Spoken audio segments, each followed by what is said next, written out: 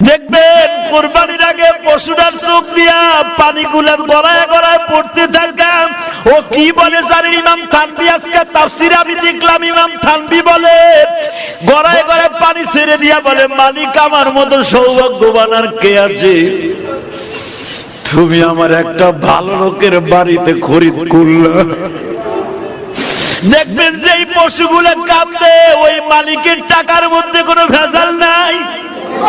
ও মালিকের বারিন্দায় বসে বসে কাঁদে আর বলে, মালিক